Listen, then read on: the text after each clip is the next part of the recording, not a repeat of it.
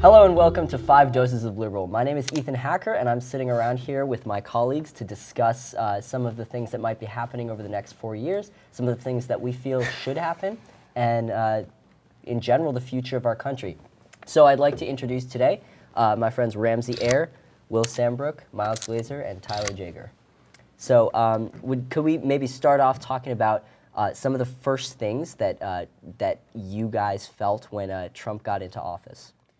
Well, for me, not just when he went into office, but the day after, one of the things that struck me the most is the fact that literally within hours of getting into office, both of the pipelines that were canceled by President Obama, or not canceled, but suspended, were back online and rolling, which is an issue that has affected lots and lots of people, both minority groups and also the general public when dealing with environmental concerns. And environmental concerns are obviously something which we need to worry about moving forward. So that's, I think, something that we're going to need to address in the next few years. So, what do you guys think about the environmental issues and how Trump's going to move to address them? Well, I would rather take that in a different spin, just on my general first impression of Donald Trump as our president. I think it certainly has a lot of people worried, and I don't think we can pretend that our nation isn't divided.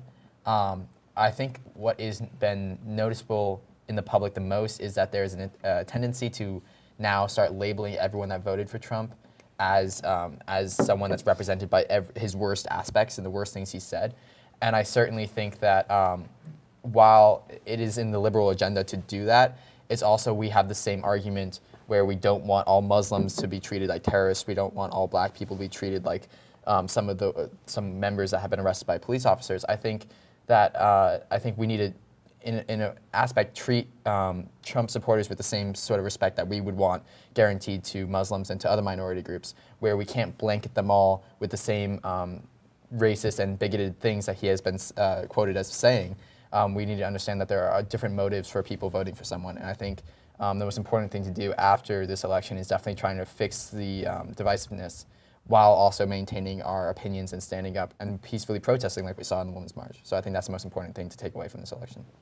Let's talk about that inaugural address a little bit, because I want to hear your guys' thoughts on that, because obviously the first declaration of any president's, sort of philosophy on governance is in that inaugural address, and man, oh man, was that a dark Usually inaugural addresses are used to foster a sense of unity between parties and celebrate democracy rather than victory, but it doesn't look like Trump's going to change any of his campaign rhetoric or his promises, and we saw that today with the deconstructing of Obama's legacy and suggestions that he's going to start his new immigration policy and start building the wall he's promised to build. So I do not think we should underestimate Trump as we did during the electoral campaign. We should take everything that he says literally and seriously. Because now he's in a position of power to carry out the things he's been talking about. For the most part, I agree with you, Tyler, but I think that one of the main things that he ran on was the idea of cleaning the swamp, draining it of all the different corrupt individuals who currently reside in Washington. And that was like the bedrock of his campaign. That's what he ran on. That's why he got the majority of the white American vote, is because of this idea of getting rid of the corruption, taking back power to the people, right? This kind of new, kind of nationalist sentiment.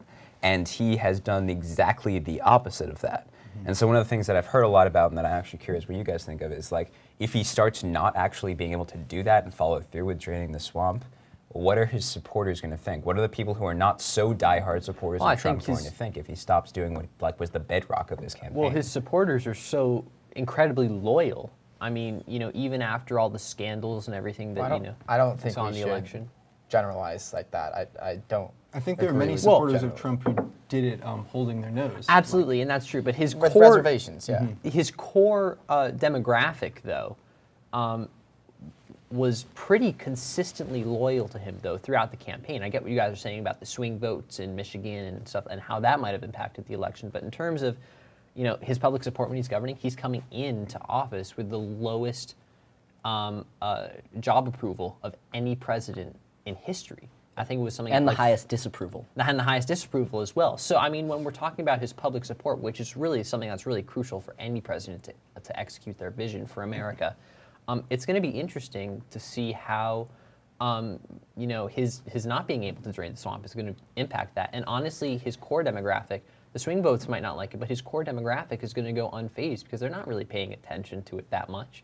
They trust Trump to do what Trump thinks is right, and that's apart from draining the swamp, his executive actions have been doing that so far. Until they see actual effects on their communities getting worse, I don't think that they're going to stop supporting Trump. Exactly. I think that the issue is that public support is important, but not if you're doing everything through executive order, which is basically what Trump's been doing so far. He hasn't really been pushing much to the Congress or legislative bodies, but he's passed a ton of executive orders, basically undoing all of the last decisions that Obama made and taking action towards dealing with immigration and also dealing with building the wall on the border, which many people didn't think he was going to do, but it seems like he's going to actually follow through with it. We have yet to see what that actually is going to be specifically, if it's going to be a wall to the size of which he actually said it would be, or if it's just going to be something that basically represents the basic idea.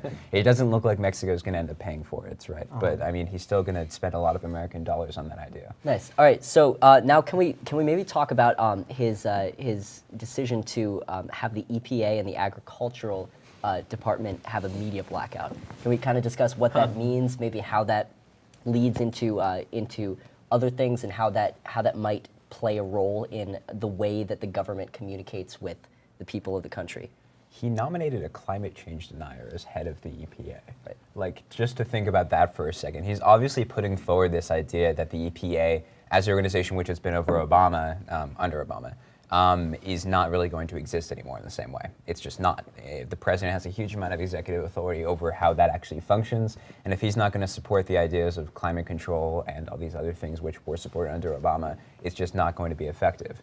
The EPA already had huge issues with bureaucracy and its ability to actually carry out policy, so this is just going to be another step against that, especially with the media blackout, which is going to take away any ability for the public to actually know what's going on. Which, if you care about environmental issues, is definitely a major step in the wrong direction. And I think something we should definitely pay attention to is the Paris Climate Agreement, because Trump said during the campaign both that he would stay in the agreement and that he would sign out of the Paris Agreement. So that's going to be something that has the greatest effects on the youngest generation in America and around the world, and that's something that Trump is going to have to focus on in the next couple of months. So what do you think these media policies mean for the future of the country? And I'd also like to bring up the point that his press secretary, Sean Spicer, and his remarks towards what a guy! What a guy! His remarks towards alternative facts and that was Kellyanne Conway. That was Kellyanne Conway, but Sean Spicer, as the press secretary, did support. He had that. the actual alternative. Yeah, facts. he had the facts. So can we talk about that? Can we talk about a little more about the relationship of the government and the executive branch of the government specifically towards the people? Well, I think the key link there would be media, and in the past it has been media with many, since the television has been around and since newspapers have been around, media in general has always played such a heavy role in transferring the information to the people in a reliable way. And what Trump has done is really waged a war against media.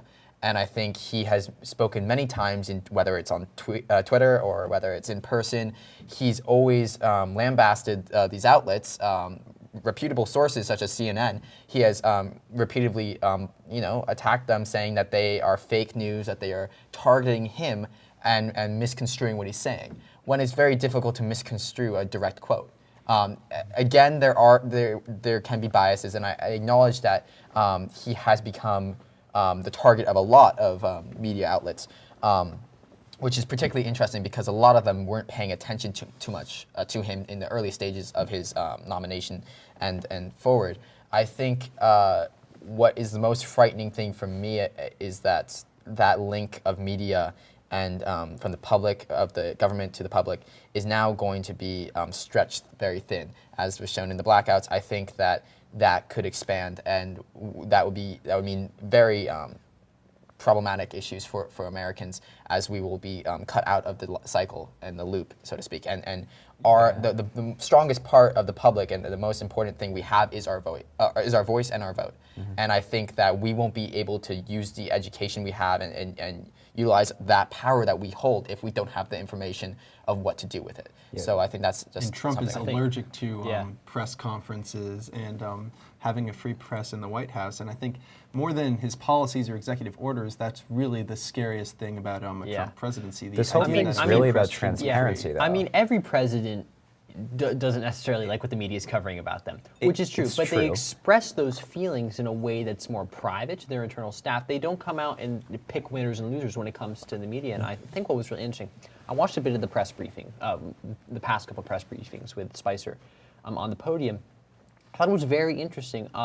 In each of his press briefings, it's been tradition for the press secretary to give the first question always to the Associated Press, just a normal, a news wire service. And I just thought it was interesting how instead the first question always has been going to the New York Post, which is very interesting. And it's showing this sort of changing dynamic in the way the media and the government interact, and how it's, picking people that report on you more favorably instead of those that will deliver it from either a more critical or a more objective viewpoint. Do you feel like there's mistrust with the people towards the media at this point? Absolutely. But I think on both sides. I think one of the things Trump's been, even though it's very scary, one of the things he's been able to do very effectively, both on the campaign trail and so far in office, has been to kind of stoke that fear to get his way when it comes to how the media reports on him. This is part of the hypocrisy of the Trump presidency, right? It's all about transparency. And this is what I was saying a little bit before. He simultaneously says that people aren't telling the truth, and yet he is telling the truth, even though he's not giving the full truth, right?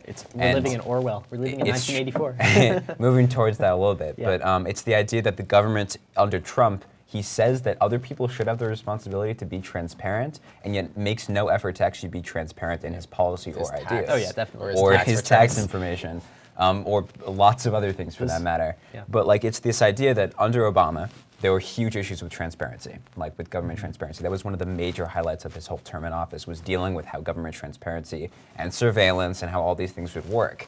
And it seems like that to some degree wasn't resolved, but it was people were trying and making an effort to be more transparent, to do what the people actually wanted. And at least ethically, Obama was squeaky clean his presidency. It's true, but now that we're moving to Trump, one of the other things he ran on in his campaign was the idea of this cleaning of the swamp is that the people weren't being straightforward. They weren't being transparent. People couldn't see what they were really thinking, and that's why Trump had so much the all talk, no action thing. It's true, yeah. and that's how Trump was perceived. He was perceived as the action because he put everything forward so brutally and honestly, that people saw him as a true figure, right?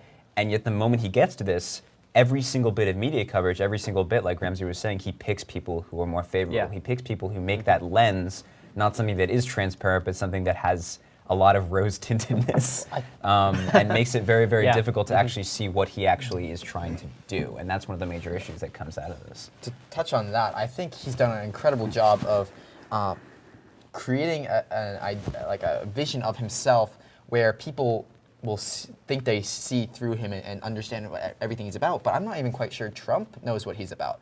I think there's a lot of things where if you try to point to a certain thing that he has an opinion about or an actual policy he wants to push, it's difficult. He can say broad things about building walls, or about keeping out a certain type of people, or about making America great again, but no one's asked what makes America great. What exactly do you want that to happen? I think that's all about the transparency, where part of you at first is you're looking at him and you're like, oh, it's easy to see what he wants, and then you look again and it's sort of something that's sealed up, especially now that he's entered the White House. He's sort of closed that openness he's known for. So I think that's going to be interesting on how media reacts to that and how the public reacts to that. Let's talk about healthcare a little bit. I think that along Trump's campaign, he talked a lot about repealing and replacing Obamacare, or the Affordable Care Act, which is something that a lot of people seem to be in support of because of, according to Trump, the amount of money that people are spending and the amount of premiums that people are having to pay for their health insurance. But can we talk a little bit about his health policy and where you think that's headed? If congressional Republicans decide to repeal Obamacare, they're going to be making a huge political gamble. I mean, if they're just going to throw 25 million people or however many people it is off healthcare without an immediate replacement, or even a replacement which they don't have. Which they don't have. I mean, they keep saying they're going to repeal and replace, but where's the replacement? If they had one, I feel like we would have seen it by now. And there's a reason that people like John Kasich, who are Republicans, still are not pushing for actually the repeal of Obamacare, because they realize the number of people who are dependent on this. He did a press release and just a little bit. The votes. There was one interesting plan. I think Senator Collins and one of the Louisiana senators came up with and introduced the other day, which was to let states keep the Obamacare platform, while at the same time decreasing the amount of federal oversight in the program, which is kind of an interesting thing if we think about it. But in terms of whether they're going to just do that or whether they're going to repeal it entirely, people are going to get off health care. And I don't think that they're going to be able to do that immediately, because they're going to realize that they're going to lose votes in the 2018 midterms, and they're going to seriously jeopardize their political chances at getting anything else done. So Ramsay, like, that scares me more than just straight up repealing Obamacare. Because if states have the right to regulate that at all, they can get off without the public backlash of actually not having a plan for health care while still not paying anything and not actually supporting individuals. Like, I think that is a way that you can have the public face of actually doing something without actually doing anything at all. And people in different parties, both Republicans and Democrats, have been trying to do stuff like that for a long time. Yeah. Well, I guess the idea is that federal money would go to states for their individual programs. But true, yeah. He's already made an executive order regarding health care, and I'm going to be interested to see how farther he takes that, because what's interesting about him is he's almost gone back on what he said. He's in his campaign, he said that Obamacare is the worst, it's terrible, it needs to be done away with.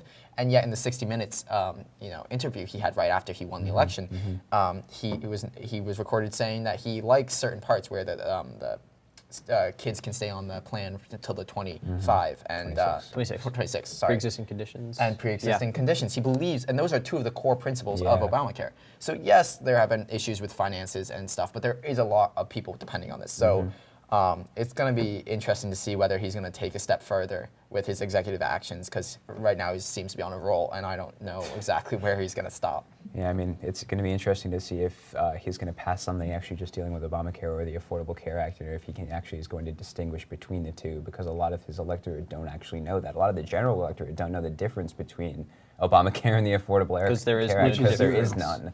And like, a lot of people seem to think that you can repeal Obamacare because it has Obama's name on it without getting rid of all of the health care, which actually supports them. I had a feeling like that from the beginning, like the sort of backlash against Obamacare. Because remember, when Obamacare was first introduced, it was basically based off of Mitt Romney's plan when he was governor of Massachusetts. Yeah. So it was basically Romney care from the beginning. Most liberals saw it as a concession. Exactly, and so like there was no public option, and different things like that. And so the individual mandate was only brought on, late in the process of forming Obamacare. So I mean, when we're thinking about this, the public backlash, it's been kind of clear for a long time that most of the backlash hasn't been related to the Affordable Care, the fact that more people are now in health care. It's mostly been on the fact that Obama has his name attached to it. That's very true. Yep. I think when we talk about healthcare, it also segues very easily into one of the most prominent issues that we have today, which is women's reproductive rights and women's rights in general. There was recently one of the largest demonstrations in the history of the world. Across the country, millions of women in the world and over the world marched in support of the access to women's health care. So what are your thoughts on that? What do you think the next 4 years means for the reproductive and sexual rights of women? I think it's highly jeopardized. I think it depends on his Supreme Court nominees. Yes and no. I think he's that plays a large role in potentially repealing Roe v. Wade. He's already passed an executive order saying that American funding, federal funds, cannot be used outside to fund NGOs. And even private funding will be cut too. So I think right now that's one of the scariest parts. I mean, I have. My mother is, fearful for this, and I know plenty of people that have engaged in the marches, and I think, it's great. I think Miles, one of them. Yeah. I think it's great that people are standing up and showing that this is exactly what you have to do to put the pressure on government to change that. Mm-hmm. But again, my pessimism comes back. I do think Donald Trump will have an incredible sway, and with Republicans controlling every major office across the board, I think. When most conservatives all agree is that they have a pro-life stance. And I think that's going to jeopardize a lot of women's reproductive rights. And, it's going to be interesting. But I honestly hope that we can come together more like what we're seeing with the Women's March and actually try to put the pressure on government to not do that. Right. Jeopardizing rights and almost costing us more money, too, because Trump has said multiple times that he wants to leave it up to the states on their views on reproductive rights. And I think At first, you would see lots of women traveling out of state to get the care they need, but that also means in a lot of cases that insurance won't cover it, and that they'll be unable to afford or having to pay large sums of money and get in debt because of a simple procedure or a simple care that they may have been getting already. What scares me is will we be able to sustain the same opposition to Trump's specific policies? Like the Women's March was an amazing demonstration of people power. It was over 1 million people demonstrating across the globe. Will we be able to keep that momentum going for anti-abortion policies that Trump proposes, and will we be able to target it directly on those policies rather than having more of a broad scope? I think the Women's March, in some cases, needed to have more of a focused effort on specific policies that they were afraid that Trump was going to propose and combat those policies. And I think well, it's just necessary. Going and being at the Women's March and actually being there, they actually did have a bunch of specific policies that they talked about. When there were a bunch of people, including Elizabeth Warren, who got up, I was in Boston, and spoke to the group and basically said, here are the policies we want to go for. They talked about minority rights. They talked about protecting women's right to choose. They talked about voting more women and minority people into offices, various government offices, whether that's actually local, state, or national offices. And also they talked about how we can actually do that and how we can form groups and how we can do these things at a more local level, because they knew that people were traveling from everywhere to go to every one of these meetings. And I agree with Will in saying that this is a very pessimistic time. This is a time when it's very possible that we're going to go a lot farther back than we are forward.